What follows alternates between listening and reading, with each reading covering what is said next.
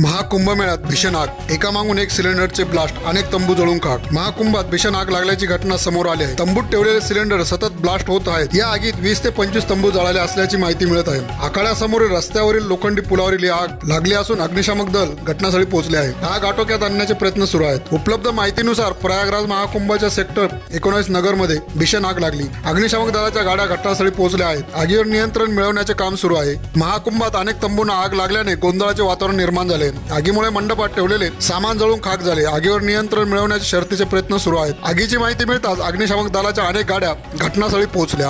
आगीमुळे काळ्या धुराचे लोट संपूर्ण जत्रा परिसरात दिसत होते। ही घटना तुलसी मार्ग सेक्टर 19 येथील असल्याचे सांगण्यात आले। अग्निशामक दलाचे कर्मचारी लोकांना बाहेर काढत आहे। आग पसरू नये म्हणून जवळपासच्या तंबूत राहणाऱ्या लोकांना बाहेर काढण्यात आले आहे। डझनभर झोपड्या जळून खाक झाल्याचे बोलले जात आहे। वरिष्ठ अधिकारी घटनास्थळी दाखल झाले आहेत। गीता प्रेस गोरखपूरच्या शिबिरावरही याचा परिणाम झाला आहे। आगीत अद्याप नियंत्रण मिळाले नाही। आग अजूनही सतत धुमसत आहे। घटनास्थळी डझनहून अधिक रुग्णवाहिका आणि अग्निशामक दलाच्या गाड्या दाखल आहेत। आगीचे कारण समजू शकले नाही। सर्व वरिष्ठ अधिकारी घटनास्थळी पोहोचले आहेत। आग विझवण्याचे शर्थीचे प्रयत्न सुरू आहेत। S9 TV न्यूज वृत्त संकलन विभाग मालेगाव।